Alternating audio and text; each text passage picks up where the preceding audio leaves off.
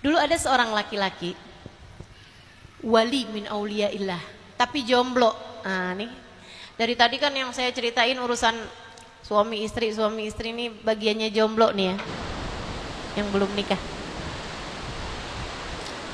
Ada seorang wali min auliyaillah, seorang ulama, laki-laki, usianya sudah di atas 40 tahun, tapi dia belum nikah. Pernah beberapa kali hampir nikah tapi gagal gitu. Heran dia. Satu waktu dia doa sama Allah, ya Allah, kalau kiranya saya tidak diberi jodoh di dunia, sekurangnya kasih tahu saya siapa jodoh saya di akhirat. Doanya antik ini ya. Saya sih tidak sarankan adik-adik untuk doa kayak begini. Ya Allah, kalau nggak datang jodoh di dunia, jodoh di akhirat aja deh. Enggak lah, di dunia juga ya. Biar melaksanakan sunnah Nabi Muhammad Sallallahu Alaihi Wasallam. Teman-teman saya sekalian, subhanallah, karena dia memang orang soleh dan seorang wali min auliyaillah, seorang ulama juga, doanya diijabah. Malam harinya dia mimpi diberitahu calon istrimu di surga, Fulana bintu Fulan al-Fulani di daerah Fulani. Kebetulannya laki-laki tersebut, waliullah ini, punya jadwal kajian, undangan menyampaikan tausiah di daerah tersebut. Biasa kan pengajian laki-laki kan malam hari. Habis selesai tausiah dia nanya kepada jamaah yang hadir di masjid itu. Dia bilang, ada yang kenal nggak Fulanah bintu Fulan al-Fulani? Tidak ada yang kenal ternyata.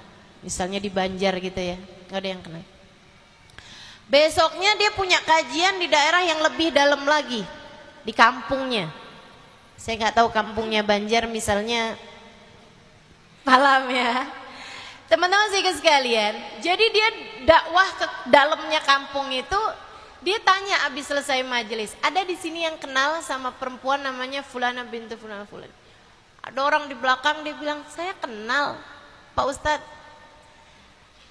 Dia maju ke depan, boleh kasih tahu alamatnya. Tapi Pak Ustadz kenapa tanya dia? Memangnya kenapa kata Ustadznya? Dia adalah perempuan yang tidak bergaul di antara kami. Dia tinggal bersama kambing-kambingnya, menggembala kambing di atas lereng bukit. Oh iya, dikasih tahu alamatnya, dia bilang makasih, saya ada keperluan sama perempuan tersebut.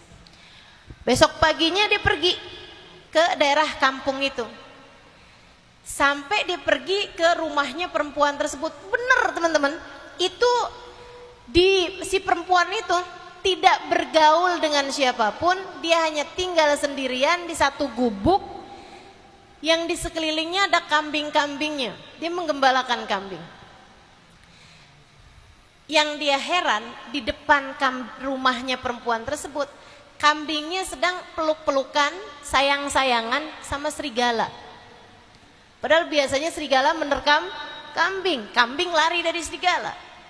Tapi karena dia seorang waliullah, dia tahu, Masya Allah, ini rahmat Allah turun sangat besar sekali kepada perempuan ini, sampai membuat kambing sama serigala dituruni rahmatnya Allah, kasih sayang Allah, sampai yang mestinya musuhan jadi saling sayang.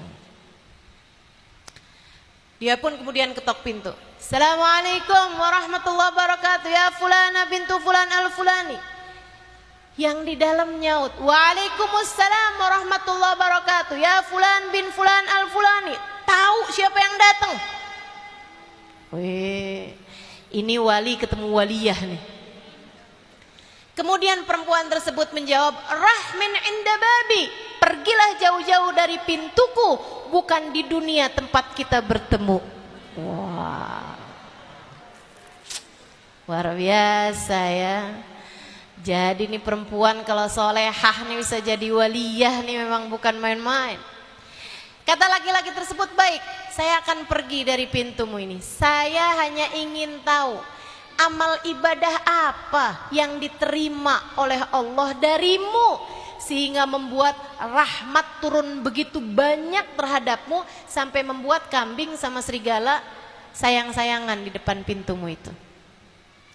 Kata perempuan tersebut, saya nggak tahu, tapi barangkali ada Husailah, ada satu sifat kecil yang saya punya dalam diri saya.